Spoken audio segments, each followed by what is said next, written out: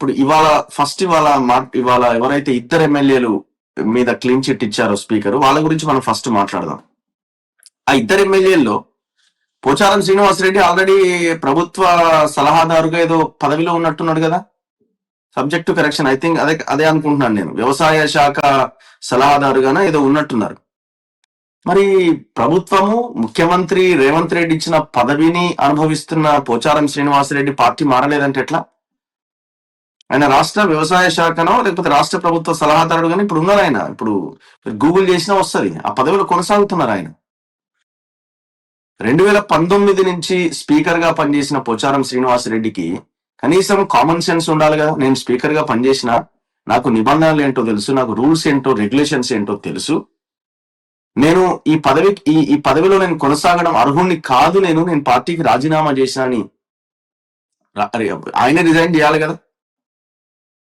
చాలా అద్భుతంగా ఆశ్చర్యంగా ఉంటది మనం కొన్ని చూస్తుంటే.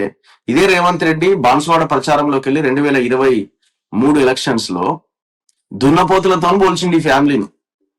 దున్నపోతులు అడ్డంగా బలిసిన అని మీరు ఆ స్పీచ్లు కొడితే, బాన్సువాడకి రేవంత్ రెడ్డి స్పీచ్ అని కొడితే వస్తుంది. ఇప్పుడు అదే పోచారం శ్రీనివాసరెడ్డి, అన్ని తెలిసిన పోచారం శ్రీనివాసరెడ్డి, పెద్ద మనిషి పోచారం శ్రీనివాసరెడ్డి, 70 ఏళ్లకు పైన పోచారం శ్రీనివాసరెడ్డి పార్టీ మారినప్పుడు ఏం చేయాలి? నువ్వు రిజైన్ చేయాలా, మళ్ళీ ఎలక్షన్స్ ఫేస్ చేయాలి. నువ్వు పోటీ చేస్తావా, నీ పార్టీ ఇంకోరికి ఇస్తుందా తర్వాత విషయం.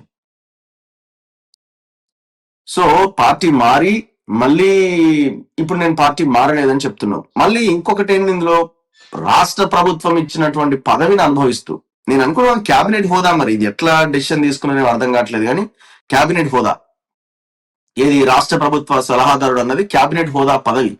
మన పదవిలో కొనసాగుతూనే ఎట్లా?